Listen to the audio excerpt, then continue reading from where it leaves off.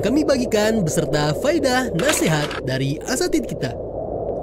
Terbayang pahalanya? Saudaraku, kami mengajak Anda untuk menjadi bagian dari tugas mulia ini. Salurkan donasi terbaik Anda melalui rekening kami di Bank Syariah Indonesia BSI, kode 451, nomor rekening 224 atas nama TV Al-Furqon, dan konfirmasi ke nomor WhatsApp kami di nomor 0852 8903 1400.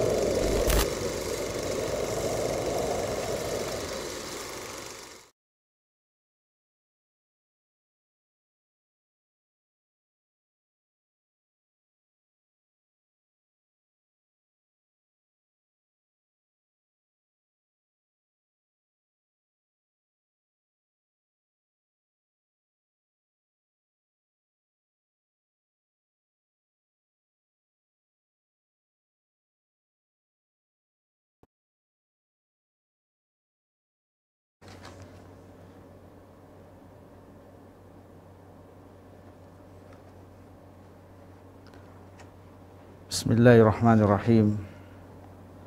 Assalamualaikum warahmatullahi wabarakatuh.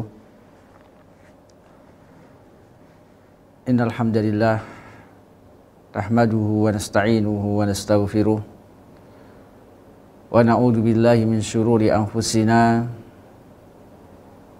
wa sayyiati a'malina. May yahdihillahu fala mudhillalah wa may yudlil fala hadiyalah.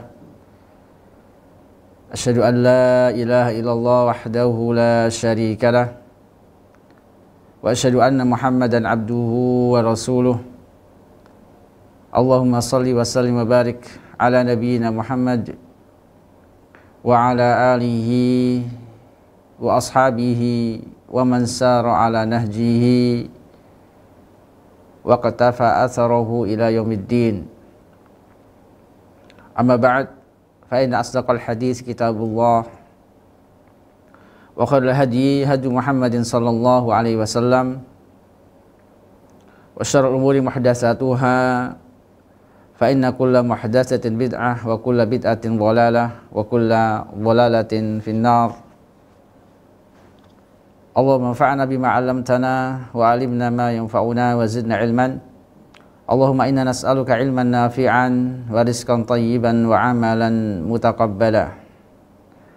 Ayyuhal ikhwah, para pemirsa Al-Furqan TV dan para pendengar suara Al-Furqan dimanapun antum berada, yang mudah-mudahan senantiasa dirahmati dan diberkahi oleh Allah Subhanahu wa ta'ala.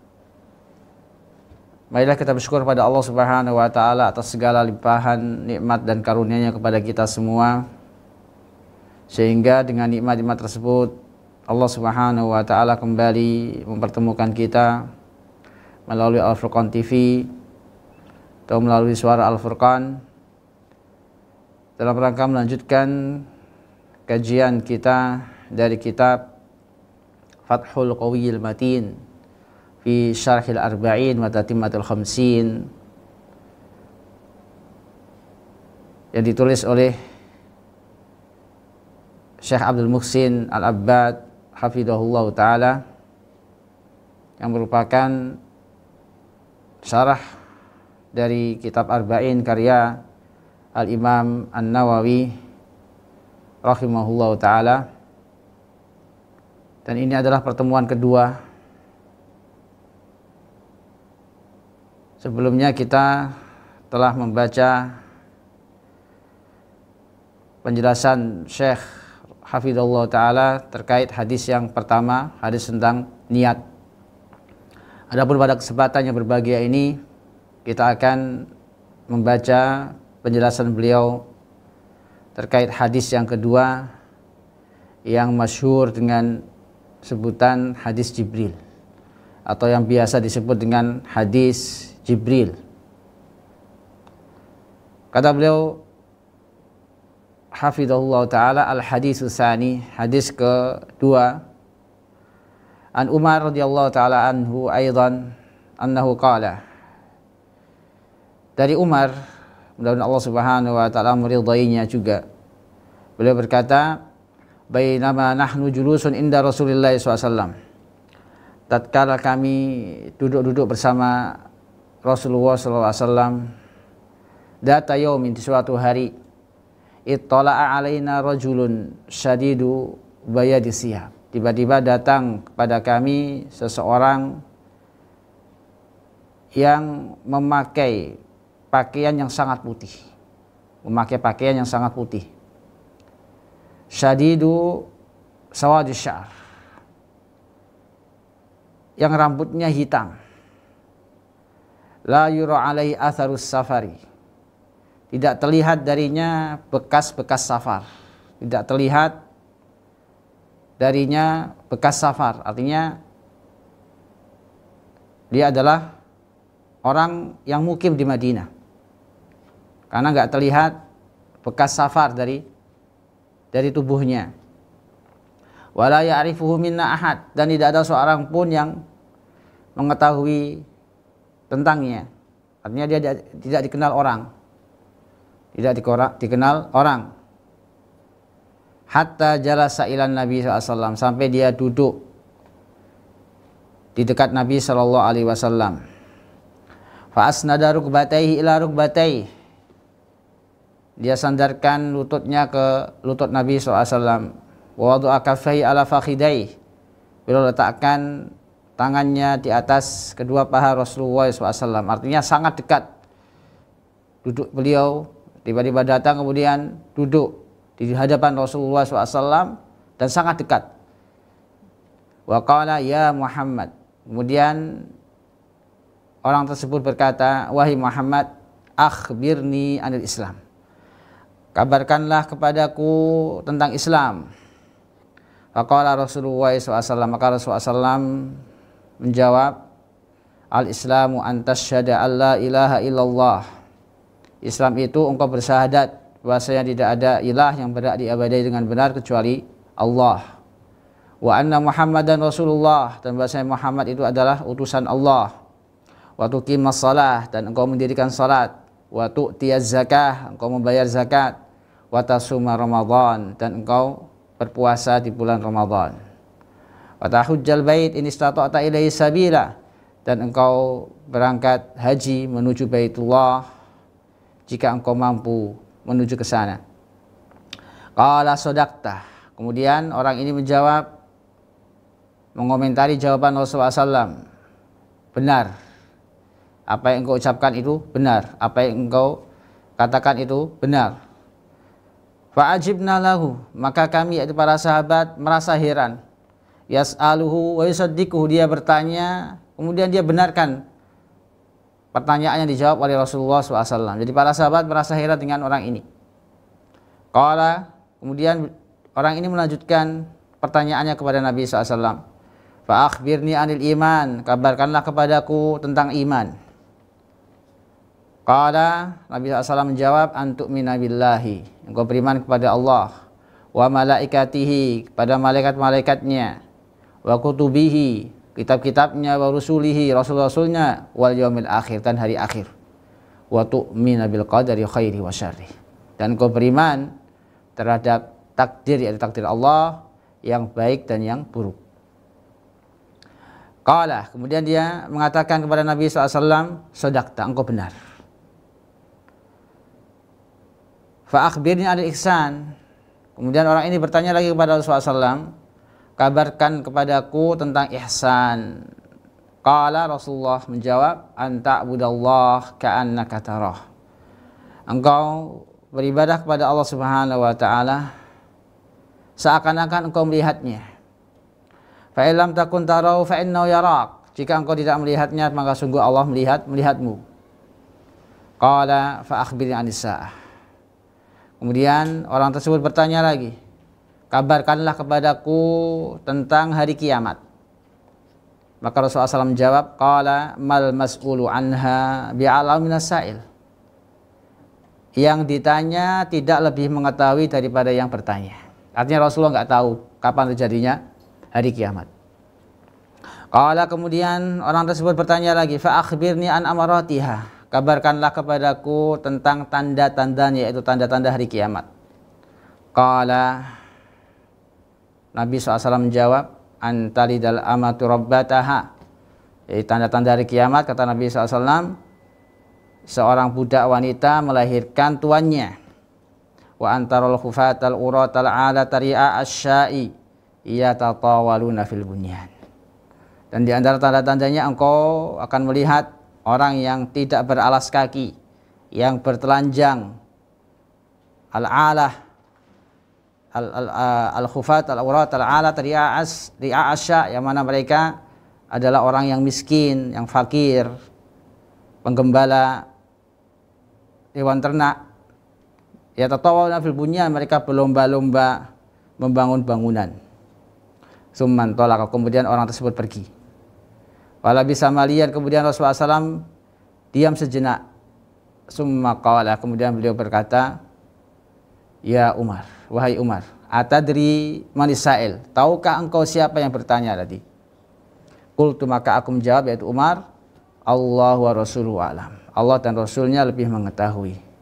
Maka Rasulullah SAW berkata, fa innahu Jibril atakum yu'allimukum dinakum. Orang itu adalah Jibril. Beliau datang kepada kalian untuk mengajarkan kalian agama kalian. Rawahu Muslim, hadis riwayat Muslim. Ayo ikhwah, para pemirsa Al-Furqan TV rahimani wa rahimakumullah.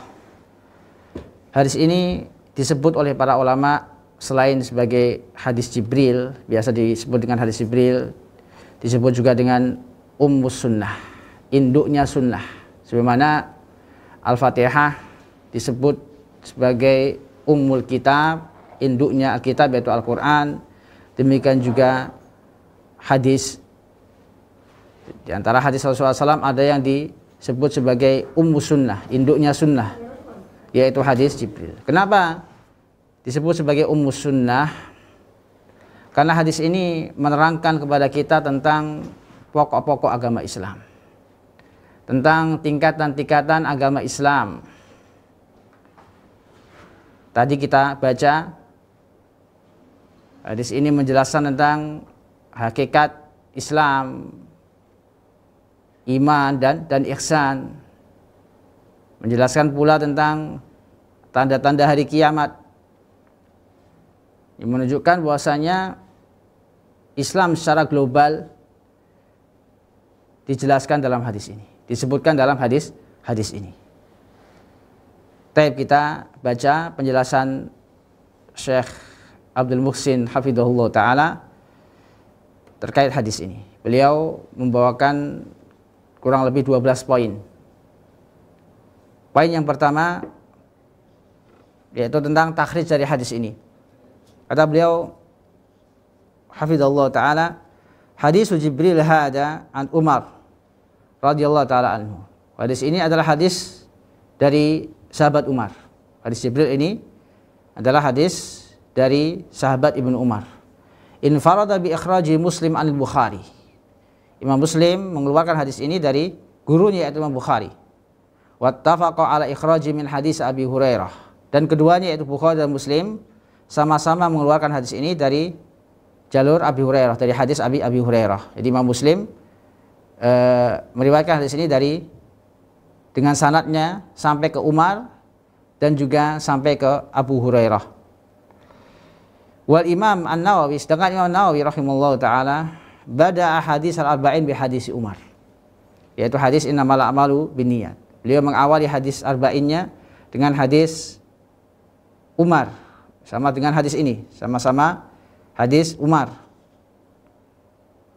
Hanya saja hadis yang pertama tentang niat, innamal a'malu binniyat. Wa awal hadis bi Sahih Bukhari, dan hadis tentang niat ini adalah hadis yang pertama yang dikeluarkan oleh Bukhari dalam sahihnya. Wa sanna bi hadisi Umar fi qissati maji'i Jibril ila Nabi sallallahu alaihi wasallam. Kemudian Imam Nawawi menyebutkan hadis yang kedua yaitu hadis Umar tentang kisah datangnya Jibril kepada Nabi sallallahu alaihi wasallam. Wa huwa awal hadis bi Sahih Muslim. Dan hadis ini adalah hadis yang pertama yang ada dalam Sahih Muslim. Yang pertama yang ada dalam Sahih Muslim. Jadi hadis yang pertama, innamal a'malu binniyat, itu hadis pertama yang ada di Sahih Bukhari. Hadis ini, hadis kedua adalah hadis yang pertama yang ada di Sahih Muslim. Wa qad sabaqa ila dzalika al-Imam Al-Baghawi fi kitabihi Syarh Sunnah wa Masabih Sunnah. Dan Al-Imam Al-Baghawi telah mendahului Imam Nawawi dalam menyebutkan dua hadis ini dalam kedua kitabnya, yaitu kitab Syarh Sunnah dan kitab Masabih Sunnah.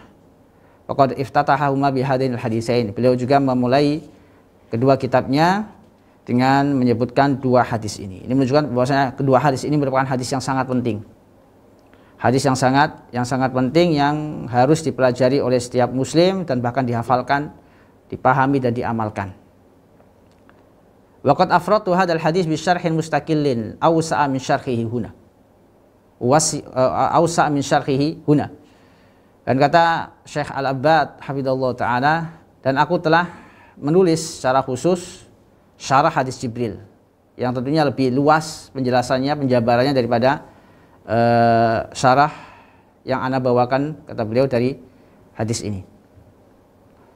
Jadi beliau punya syarah hadis Jibril secara khusus. Beliau tulis secara khusus, beliau jelaskan faidah-faidahnya secara terperinci yang tentunya berbeda dengan penjelasan beliau dalam kitab-kitab ini. Baik, yang kedua, kata beliau hafizallahu taala, hadzal hadis huwa awwal hadisin fi kitabil iman min sahih Muslim. Hadis ini adalah hadis yang pertama dalam kitabul iman di Sahih Muslim. Waqad haddatsa bi Abdullah bin Umar an abihi. Abdullah bin Umar menyebutkan hadis ini dari bapaknya, yaitu Umar. Wa li tahdisihi bihi qissatun dzakaraha Muslim baina yaday hadzal hadis. Dan hadis ini terdapat kisah yang disebutkan oleh Imam Muslim dengan sanadnya an Yahya ibn Ya'mur. Dengan sanadnya dari Yahya ibn Ya'mur annahu qala, Yahya ibn Ya'mur merupakan rawi dari kalangan tabi'in. Beliau berkata, menceritakan tentang kisah yang ada pada hadis ini, kisah yang beliau sampaikan, yang mana kisah ini berkaitan dengan hadis Jibril. Beliau berkata, kana awwalu man qala fil qadari bil Basrati Ma'bad al-Juhani. Orang pertama kali yang membicarakan tentang takdir di kota Basrah adalah Ma'bad al-Juhani. Fantolaktu ana wa Humaid ibn Abdurrahman al-Himyari hajjaini aw mu'tamiraini. Maka aku bersama sahabatku yaitu Humaid ibn Abdurrahman al-Himyari berangkat untuk menunaikan ibadah haji atau umrah. Faqulna, maka kami pun berkata, laulakina ahadan min ashabi Rasulullah sallallahu alaihi wasallam fasa'alnahu amma yaqulu haula'i fil qadar. Jadi keduanya bersepakat kalau nanti di Mekah di musim haji bertemu dengan salah seorang sahabat Rasulullah SAW, maka kami akan bertanya tentang masalah ini. Masalah yang dibicarakan oleh mereka, yaitu masalah tentang qadar. Ini menunjukkan bahwasanya dahulu para salaf selalu rujuk kepada ulama di setiap masalah-masalah yang mereka hadapi, apalagi masalah-masalah akidah, masalah besar.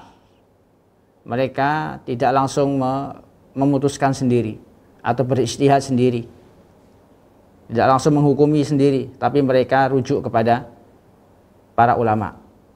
Mereka bertanya kepada para ulama. Dan juga menunjukkan kepada kita bahwasanya para salaf terdahulu mereka menggunakan momen-momen seperti musim haji bukan hanya untuk ibadah haji saja, tapi mereka niatkan untuk mengambil ilmu atau faedah dari para ulama yang ikut haji, yang hadir dalam atau yang menunaikan ibadah haji. Karena ibadah haji adalah tempat atau momen bertemunya para ulama. reuninya para ulama yaitu ketika musim haji. Para ulama dari penjuru dunia datang dalam rangka menunaikan haji sekaligus mengajarkan kepada umat hukum-hukum Islam khususnya tentang haji. Maka keduanya tidak membuang-buang kesempatan ini. Mereka berniat, berazam kalau sekiranya nanti berjumpa dengan salah seorang sahabat Rasulullah SAW, mereka akan bertanya tentang masalah ini, yaitu masalah takdir yang sedang dibicarakan oleh orang-orang Basrah, di antaranya adalah Al-Ma'bad Al-Juhani. Taufiqa lana Abdullah bin Umar bin Khattab dakhil al-masjid. Maka Allah Subhanahu wa taala memberikan taufik kepada kami bisa bertemu dengan Abdullah bin Umar bin Khattab tatkala itu beliau sedang masuk ke Masjidil Haram. Faqtanaftuhu ana wa sahibi, maka aku dan sahabatku menghampiri beliau. Ahaduna an yaminihi, salah seorang dari kami berada di samping kanan beliau. Wal akhar an shimalihi, dan yang lainnya berada di samping kiri beliau. Fadonantu anna sahibi sayakilu kalama ilayya. Fakultu, maka aku mengira sahabatku akan menyerahkan pembicaraan kepadaku. Artinya menyerahkan untuk bertanya terlebih dahulu adalah aku, yaitu siapa? Yahya bin Ya'mur. Maka Yahya bin Ya'mur berkata, fakultu Aba Abdurrahman. Jadi beliau mulai menyapa Ibnu Umar. Ya Aba Abdurrahman. Ini kunyah dari Ibnu Umar. Abu Abdurrahman. Inna qad dhahara qibalana nasun yaqra'unal Qur'an wa yataqaffarunal ilma. Telah muncul orang-orang dari kami yang mana ciri-ciri mereka adalah mereka membaca Al-Quran. Mereka adalah qurra, para pembaca Al-Quran, para penuntut ilmu. Wa dzakara min sya'nihi. Kemudian beliau menyebutkan keadaan mereka, ciri-ciri mereka. Kemudian langsung ke inti, wa annahum yaz'umuna alla qadara wa anal amra unuf. Dan mereka mengira, mengklaim bahwasanya tidak ada qadar, tidak ada takdir. Dan biasanya semua urusan itu terjadi secara tiba-tiba. Artinya apa? Mereka meyakini bahwasanya yang menciptakan takdir itu manusia sendiri, bukan Allah. Ini akidah yang keliru, akidah yang menyimpang. Seakan-akan mereka meyakini bahwasanya ada pencipta selain Allah. Karena tentunya yang menciptakan takdir adalah Allah Subhanahu wa taala. Inna kulla syai'in khalaqnahu biqadar. Sesungguhnya segala sesuatu itu kami ciptakan dengan kadarnya, dengan takdirnya, sesuai dengan takdirnya. Dan orang-orang tersebut menyelisih Ahlussunnah wal Jamaah dalam perkara takdir. Mereka meyakini bahwasanya manusia sendirilah yang menciptakan takdir diri mereka sendiri. Inilah penyimpangan mereka. Inilah masalah yang ditanyakan oleh Yahya bin Ya'mur beserta saudaranya, temannya, yaitu Abdurrahman Al-Himyari, Humaid ibn Abdurrahman Al-Himyari. Maka apakah jawaban Ibnu Umar? Apa reaksi Ibnu Umar ketika mendengar bid'ah yang muncul ini, pemikiran baru yang muncul yang berasal dari Basrah, yang diketuai oleh Ma'bad Al-Juhani, yang dipelopori oleh Ma'bad Al-Juhani? Maka beliau berkata, Ibnu Umar radhiyallahu taala anhuma, qala fa idza laqita ulaika fa akhbirhum anni bari'un minhum. Ibnu Umar berkata kepada mereka, jika engkau berjumpa dengan mereka, maka kabarkan kepada mereka bahwasanya aku, yaitu Ibnu Umar, berlepas diri dari mereka.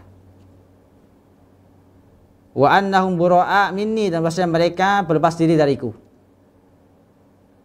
Artinya apa? Secara enggak langsung Ibnu Umar telah mengkafirkan mereka. Kenapa? Karena ini perkara urgen, perkara akidah, merupakan iman yang keenam. Dari rukun iman adalah percaya terhadap takdir Allah Subhanahu wa taala. Baik itu takdir yang baik maupun yang buruk. Namun mereka mengingkari takdir Allah Subhanahu wa taala. Kemudian Ibnu Umar berkata, "Walladzi yahlifu bihi Abdullah bin Umar." Dan dat yang dengannya Abdullah bin Umar bersumpah, "Lau anna li ahadihim misla uhudi daban fa anfaqahu ma qabilallahu minhu hatta yu'mina bil qadar." Sekiranya mereka memiliki emas sebesar gunung Uhud, yang mereka infakkan emas tersebut, tidaklah Allah Subhanahu wa ta'ala terima infak mereka sampai mereka beriman kepada takdir. Kemudian baru beliau menyebutkan hadis ini. Qala haddatsani abi Umar bin Khattab. Umar bin Khattab mengabarkan kepadaku hadis ini, yaitu hadis tentang Jibril, yang di dalamnya ada penjelasan tentang iman bil qadar khairihi wa syarrihi, wa antu'mina bil qadari khairihi wa syarrihi. Dan engkau beriman kepada takdir Allah Subhanahu wa taala, yaitu takdir yang baik maupun takdir yang buruk. Jadi beliau menyampaikan hadis ini untuk mengingatkan tentang perkara yang besar, yaitu perkara takdir. Bahwasanya Nabi SAW telah menjelaskan bahwasanya kita wajib beriman dengan takdir Allah Subhanahu wa taala. Ini sebagai bantahan mereka yang meyakini keyakinan yang baru bahwasanya manusia itu bisa menciptakan takdirnya sendiri. Ini keyakinan yang batil. Karena itu Ibnu Umar sangat marah dan berlepas diri dari mereka. Kemudian beliau menyebutkan hadis ini dalam rangka untuk berdalil wajibnya beriman kepada takdir. Dan dalam kisah ini menunjukkan kepada kita bahwasanya firqah qadariyah telah muncul di zaman sahabat. Firqah qadariyah telah muncul di zaman sahabat. Di zamannya Ibnu Umar radhiyallahu taala anhuma. Dan Ibnu Umar wafat pada tahun 73 Hijriah. Dan hadis ini menunjukkan, atau kisah ini menunjukkan bahwasanya tabi'in mereka bertanya kepada sahabat Nabi SAW. Mereka mendatangi, menjadikan para sahabat-sahabat Nabi SAW sebagai rujukan dalam ilmu agama. Dalam perkara-perkara ad-din, agama, mereka merujuk kepada para sahabat Rasulullah SAW.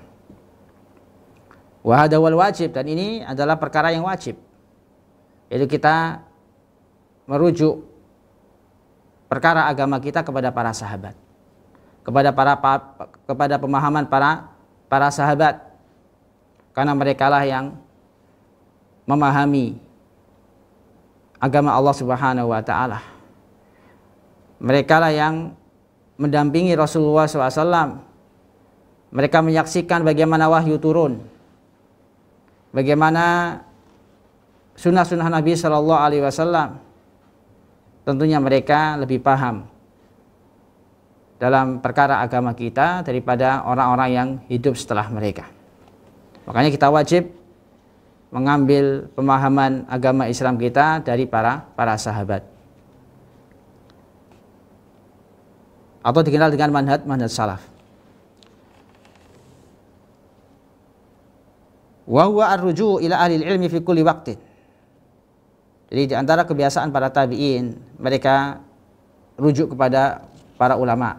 Mereka bertanya perkara agama mereka kepada para ulama, dan ulama mereka adalah para sahabat. Mereka mengamalkan firman Allah Subhanahu wa taala, fas'alu ahla dzikri in kuntum la ta'lamun. Bertanyalah kepada para ulama jika kalian tidak mengetahui.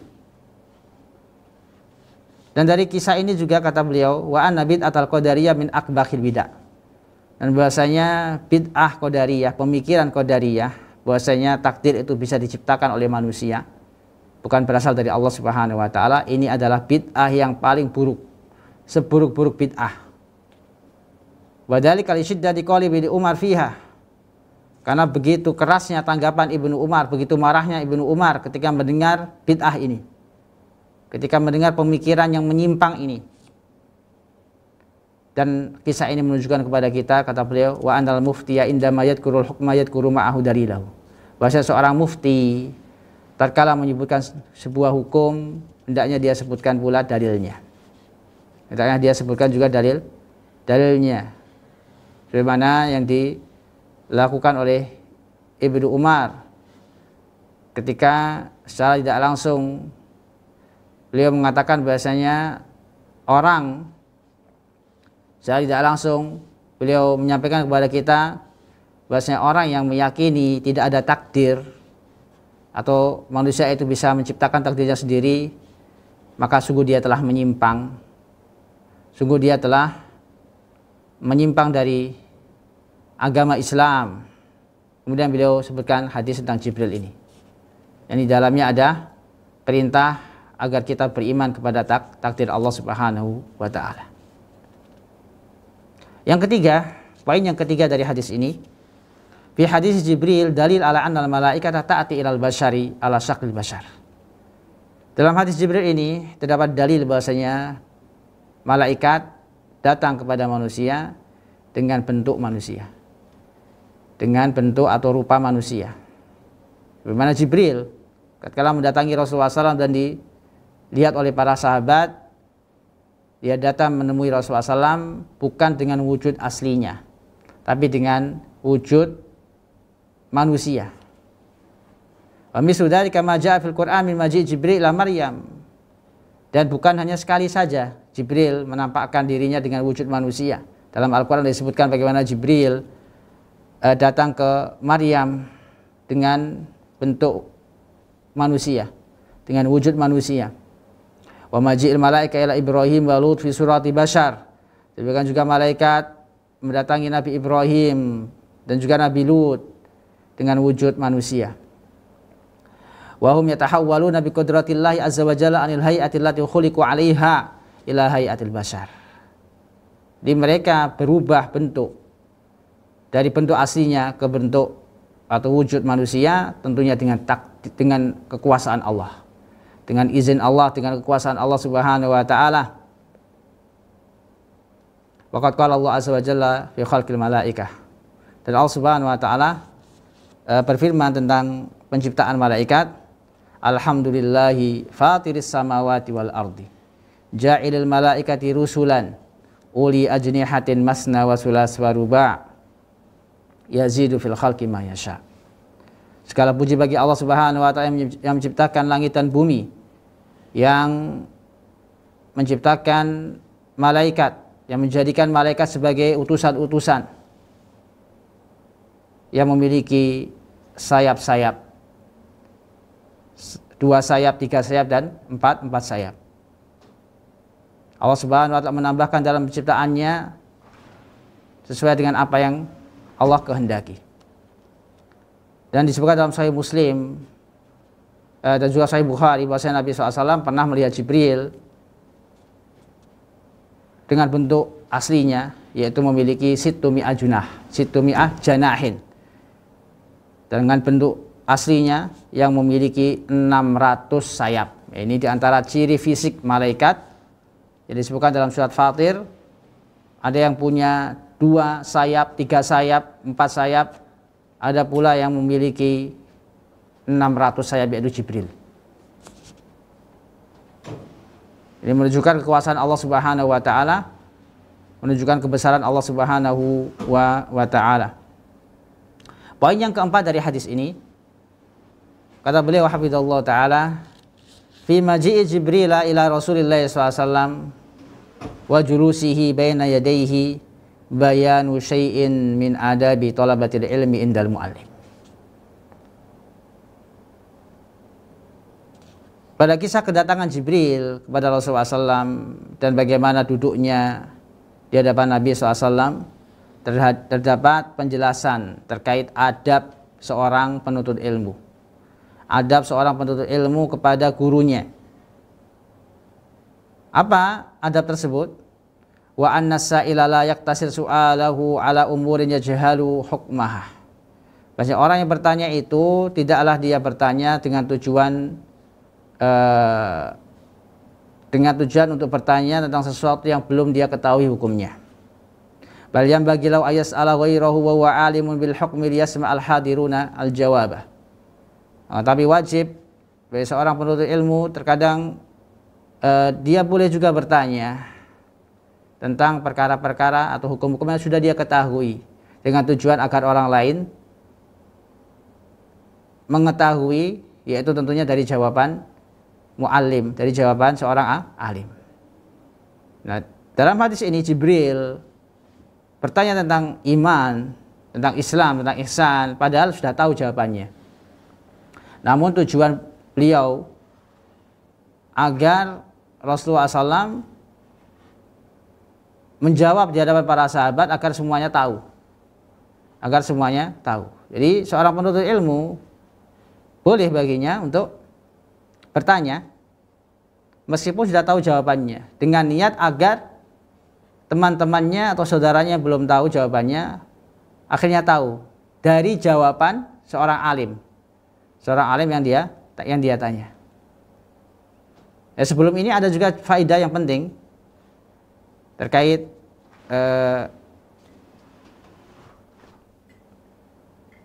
sikap atau penampilan Jibril alaihissalam ketika mendatangi Rasulullah SAW. Bisa kita ambil kesimpulan dari penampilan Jibril alaihissalam ketika menemui Rasulullah SAW. Disebutkan di awal hadis, syadidu bayadis siyab, syadidu syawadis sya'ar. Jadi seorang penuntut ilmu tatkala menuntut ilmu hendaknya berpenampilan dengan penampilan yang sopan. Memakai pakaian yang rapi, kalau bisa yang wangi. Bukan datang dengan penampilan yang buruk. Karena menuntut ilmu adalah ibadah. Sebagaimana ibadah sholat, hendaknya seorang bersih dari hadas, dari najis. Demikian juga ketika dia menuntut ilmu, hendaknya dia berusaha untuk berpenampilan dengan penampilan yang baik, penampilan yang bersih, yang suci, khususnya di hadapan gurunya. Jangan sampai penampilan dia yang kurang rapi atau bahkan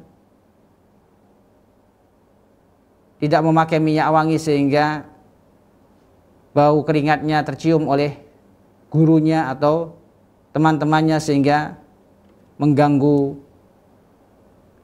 majelis ilmu, mengganggu orang lain dalam belajar ilmu. Ini faedah yang sangat penting bagi penuntut ilmu. Bal yanbaghi law ayas'ala ghairahu wa huwa alim bil hukmi liyasma' al hadirun al jawaba. Walihada nasaba ilaihi Rasul SAW fi akhir hadis at-ta'lim. Karena itu Rasulullah SAW menisbatkan ilmu ini atau jawaban ini kepada Jibril alaihissalam di akhir hadis. Rasulullah SAW menyebutkan, innahu Jibril atakum liyu'allimakum dinakum. Fa innahu Jibril atakum yu'allimukum dinakum. Sesungguhnya yang datang tadi adalah Jibril. Dia datang untuk mengajarkan kalian agama kalian. Padahal Jibril datang bertanya, kemudian membenarkan jawaban Rasulullah SAW. Jadi secara nggak langsung Jibril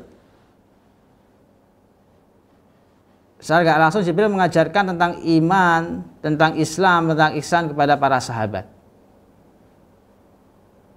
Ini seperti sabda Nabi SAW, ad-dalu 'alal khairi kafa'ilih. Orang yang menunjukkan kepada kebaikan maka dia seperti orang yang melakukan kebaikan. Orang yang menunjukkan kebaikan maka dia seperti atau mendapatkan pahala seperti orang yang melakukan kebaikan. Maka ini bisa dipraktikkan oleh orang-orang yang mungkin memiliki keterbatasan dalam ilmu syar'i, ilmu din, ketika dia ingin mendapatkan keutamaan, sebagaimana keutamaan yang diperoleh oleh orang yang mengajarkan ilmu, dia juga berkesempatan dengan cara mengundang ustadz atau ulama atau syekh untuk mengajarkan ilmu kepada orang-orang yang ada di kampungnya misalnya. Secara gak langsung dia telah menolong saudara-saudaranya termasuk dirinya sendiri, menolong mereka dari kebodohan. Secara gak langsung dia mengangkat dirinya dari kebodohan dan juga orang lain dengan cara mengundang atau mengajak seorang ustadz untuk mengajarkan agama di kampungnya.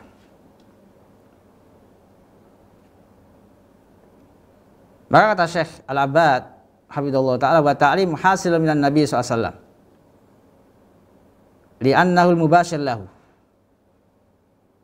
Jadi pengajaran Nabi SAW, apa yang disampaikan oleh Nabi SAW tentang Islam, tentang iman, tentang ihsan, tentang tanda-tanda hari kiamat, itu berasal dari lisan Nabi SAW secara langsung.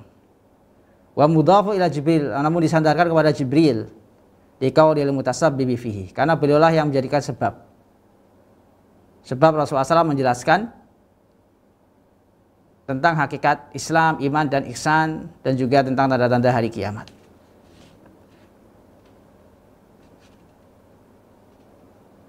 Selanjutnya poin kelima, qauluhu qala ya Muhammad akhbirni anil Islam. Jadi ucapan Jibril alaihissalam, pertanyaan Jibril yang pertama kepada Nabi SAW, wahai Muhammad, akhbirni anil Islam, beritahukan kepadaku tentang Islam. Faqala Rasulullah SAW, maka Rasulullah SAW menjawab, al-Islamu antas syahada Allah ilaha illallah. Islam itu engkau bersyahadat kepada Allah bahwasanya tidak ada ilah yang berhak diibadahi dengan benar kecuali Allah. Wa anna Muhammadan Rasulullah, dan bahwasanya Nabi Muhammad adalah Rasulullah, utusan Allah. Wa tuqimus shalah, engkau mendirikan salat. Wa tu'tiyaz zakah, membayar zakat. Wa tasum Ramadan, dan berpuasa di bulan Ramadan. Wa tahujjal bait, engkau berhaji di rumah Allah di Mekkah.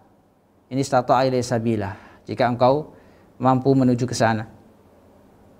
Kata Syekh Abbad hafizallahu ta'ala, ajaban Nabi SAW Jibril indama sa'alahu anil Islam. Nabi SAW menjawab pertanyaan Jibril ketika ditanya tentang Islam, bil umuri dhahirah, dengan perkara-perkara yang dhahir, dengan amalan-amalan yang dhahir, yang nampak, seperti syahadat, salat, zakat, puasa, haji. Itu semua amalan-amalan yang nampak.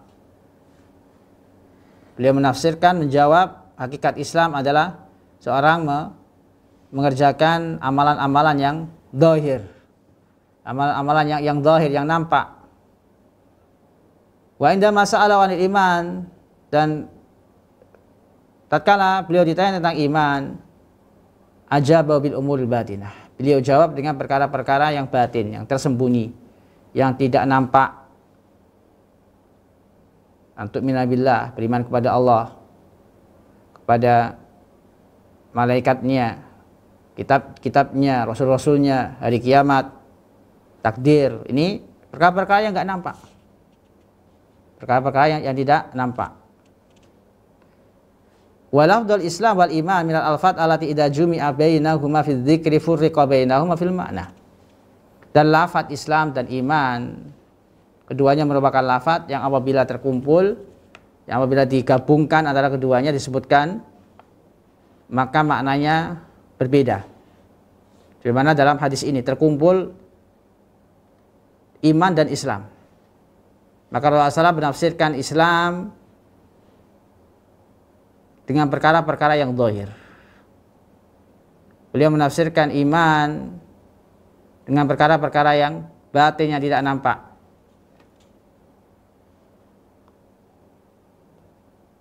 Dan itu sesuai dengan makna Islam. Karena sejatinya makna Islam, kata beliau, wal istislam wal inqiyadu lillah, berserah diri dan tunduk kepada Allah Subhanahu wa taala. berserah diri, pasrah dan tunduk pada Allah Subhanahu wa taala. Dan juga sesuai dengan makna dari iman itu sendiri, yaitu at-tasdiq wal iqrar.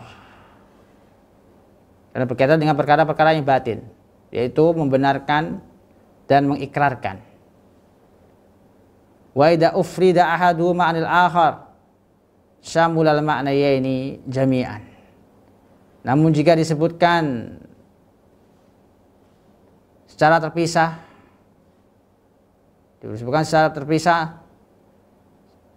salah satu dari keduanya terpisah, maka mencakup dua makna tadi, yaitu amalan-amalan yang zahir dan juga amalan-amalan yang batin. Di antara dalilnya adalah firman Allah Subhanahu wa taala dalam surat Al-Hujurat,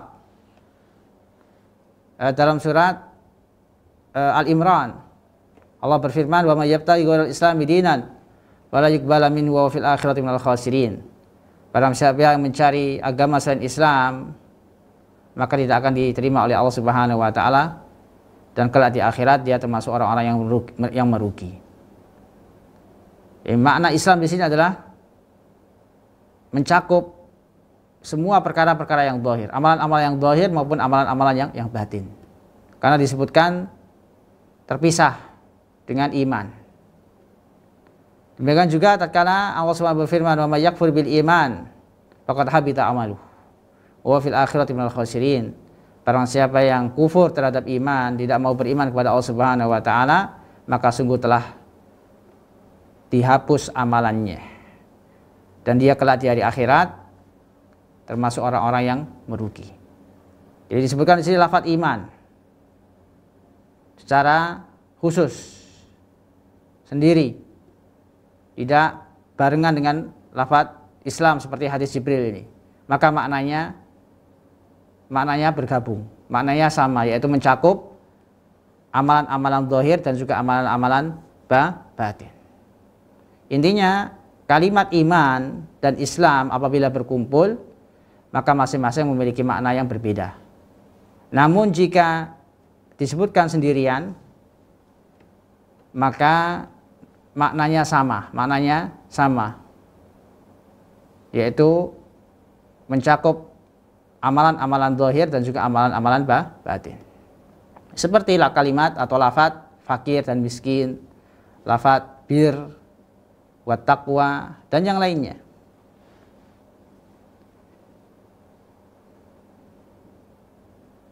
Wa awal umur allati fussira bil Islam syahadatu alla ilaha illallah. Dan perkara yang pertama yang merupakan tafsir dari Islam, yaitu bersyahadat bahwa tidak ada ilah yang berhak diibadahi dengan benar kecuali Allah Subhanahu wa taala. Wa syahadati anna Muhammadan Rasulullah, dan bersaksi bahwa Nabi Muhammad adalah Rasulullah. Wa hatani syahadatani mutalazimatan, dan dua persaksian ini itu saling melazimi. Wa huma lazimatani likulli insiyyin wa jinniyin min hinin ba'asathu min hini bi'sati sallam min hini bi'sati sallam ila qiyamis saah. Keduanya wajib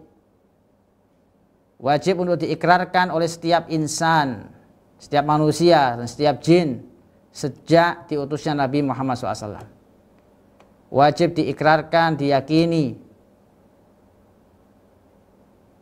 setiap manusia, setiap jin sejak diutusnya Nabi Muhammad SAW sampai hari kiamat.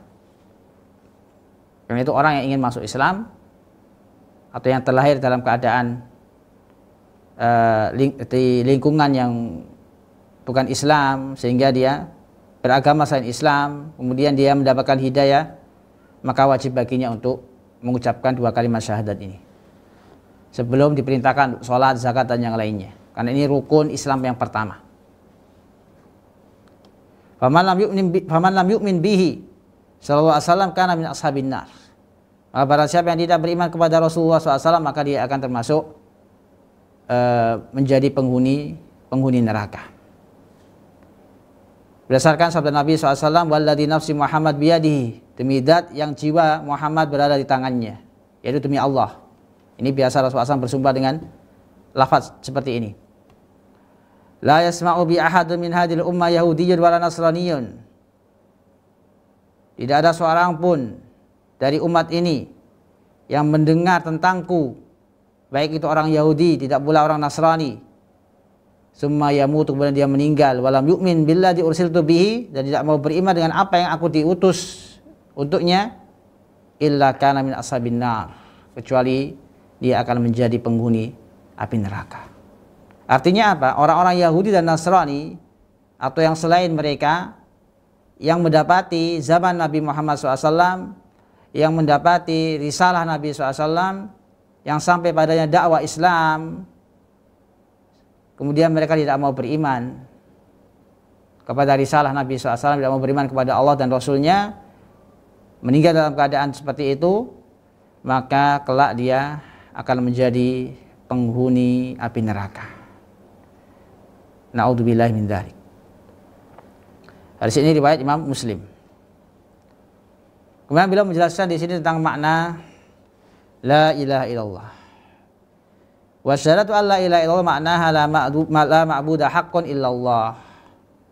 Jadi makna la ilaha illallah, makna bersaksi bahwasanya tidak ada ilah yang berhak diibadahi dengan benar kecuali Allah. Maknanya adalah tidak ada sesembahan yang benar illallah kecuali Allah Subhanahu wa taala. Tidak ada sesembahan yang hak yang berhak diibadahi dengan benar kecuali Allah Subhanahu wa taala. Karena banyak orang yang menyembah selain Allah Subhanahu wa taala. Menyembah pohon, batu, jin dan yang lainnya. Dan seluruhnya adalah sesembahan yang tidak benar. Karena sesembahan yang benar hanyalah Allah Subhanahu wa taala. Wa kalimatul ikhlas tastamil ala ruknain. Sedangkan kalimatul ikhlas yaitu la ilaha illallah itu mencakup dua rukun.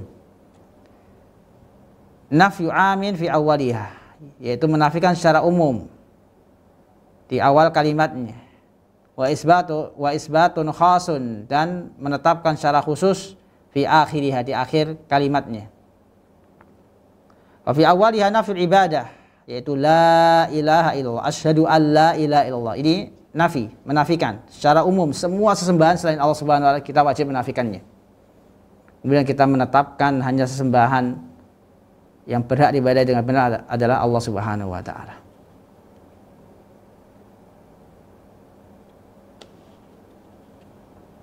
Maka khabar la una an-nafi al-jins taqdiru haq wala yasluhu ay yuqaddar mawjud. Jadi enggak boleh diartikan tidak ada sesembahan, tidak ada sesembahan. Maka wajib dimaknai, diartikan tidak ada sesembahan yang berhak diibadahi. Yang berhak diibadahi, karena li'anal alihah batila mawjudah wa katsirah. Karena sesembahan-sesembahan yang batil, yang tidak berhak diibadahi itu banyak, itu ada dan banyak sekali. Wa innamal manfiyu al-uluhiyah al-haqqah, sedangkan yang dinafikan di sini adalah al-uluhiyah, yaitu sesembahan yang tidak benar. Fa inna muntafiyah, sesungguhnya sesembahan yang seperti itu tidaklah benar dan muntafiyah dan harus dinafikan. An kulli man siwallah, dari setiap yang selain Allah Subhanahu wa taala. Wa sabiyatu lillahi wahdah, dan harus ditetapkan hanya kepada Allah lah kita beribadah atau menyembah. Ini makna la ilaha illallah. Makna syahadat yang pertama yaitu syahadatu alla ilaha illallah. Sedangkan makna syahadat di anna Muhammadan Rasulullah ay ayyuhibba fawqa mahabbati kulli mahbubin minal haq. Yaitu hendaknya seorang itu mencintai setiap fawqa mahabbati, mencintai Nabi sallallahu di atas kecintaannya dari setiap yang dia cintai dari makhluk. Wa ayyuta'a fi kulli ma ya'muru bihi, dan hendaknya dia mentaati, hendaknya ditaati setiap yang diperintahkan olehnya. Wa yuntaha an kulli ma nahaa anhu, dan hendaknya berhenti dari setiap yang beliau larang. Hendaknya kita tidak melakukan, mengerjakan setiap yang dilarang oleh Nabi SAW. Ini konsekuensi dari atau hakikat kita bersyahadat, bersaksi bahwa tidak ada, bahwasanya Nabi Muhammad adalah Rasulullah. Dan juga wa an tusaddaqu akhbaru, dan hendaknya dibenarkan semua berita-berita darinya. Semua hadis-hadis, semua yang berasal dari Nabi sallallahu alaihi wasallam, baik itu berupa ucapan, perbuatan, ketetapan, wajib kita benarkan. Sawa'an kanat madiyah, baik itu berita-berita dari beliau terkait perkara-perkara yang telah berlalu, atau mustaqbala, atau perkara-perkara yang berkaitan dengan yang akan terjadi di masa mendatang seperti tanda-tanda hari kiamat, atau mawjudah, atau yang sudah ada, yang sedang terjadi. Wa ya ghairu musyahada wala muayanah, yang mana kabar-kabar dari Nabi SAW sifatnya tidak bisa kita saksikan secara langsung, namun kita wajib apa? Beriman dan membenarkan. Wa ayyubadallahu tabaqan lima ja'a bihi minal haqqi wal huda, dan hendaknya Allah itu diibadahi sesuai dengan apa yang datang, yang diajarkan oleh Nabi SAW dengan cara yang benar dan sesuai dengan petunjuknya. Ini mirip dengan apa yang disebutkan oleh Syekh Muhammad Ibn Abdul Wahhab dalam kitabnya Salasatul Usul terkait konsekuensi dari bersyahadat kepada Nabi Muhammad SAW, yaitu ta'atuhu fima amar, yaitu mentaati setiap apa yang diperintahkan oleh Rasulullah SAW, wa tasdiqu fima akhbar, membenarkan semua yang diberitakan oleh Nabi SAW, dikabarkan oleh Nabi SAW, wa syinabu fima naha anhu wa zajar, dan juga menghindari, menjauhi segala yang dilarang oleh Nabi SAW dan dicela olehnya, wa alla yu'badallah illa bima syara', dan tidaklah Allah itu diibadahi kecuali sesuai dengan syariat yang diajarkan oleh Nabi Muhammad SAW. Artinya kita beribadah kepada Allah Subhanahu Wa Taala sesuai dengan syariat yang diajarkan oleh Nabi SAW, sesuai dengan petunjuk Nabi Muhammad SAW, tidak membuat ibadah-ibadah baru yang tidak pernah diajarkan oleh Nabi SAW. Baik, mungkin kita cukupkan sampai di sini. Insyaallah kita lanjutkan masih tentang penjelasan rukun rukun Islam yang pertama. Rukun Islam yang pertama, insyaallah akan kita jelaskan tentang syarat diterimanya ibadah. Karena syarat diterimanya ibadah berkaitan dengan dua kalimat syahadat. Merupakan konsekuensi dari dua kalimat syahadat, yaitu kita ikhlas dan juga mutaba'ah, yaitu kita ikhlas ketika beribadah kepada Allah Subhanahu Wa Taala dan sesuai dengan sunnah Nabi Muhammad Sallallahu Alaihi Wasallam. Allah Taala alam. Kita lanjutkan kajian kita pada kesempatan berikutnya biidznillah taala. Kita tutup dengan bacaan kafaratul majlis. Subhanakallahumma bihamdika asyhadu an la ilaha illa anta astaghfiruka wa atubu ilaik. Wassallallahu ala nabiyina Muhammadin wa ala alihi washabbihi wasallam. Assalamualaikum warahmatullahi wabarakatuh. Al Furqan TV, saluran pendidikan, dakwah dan inspirasi Islami.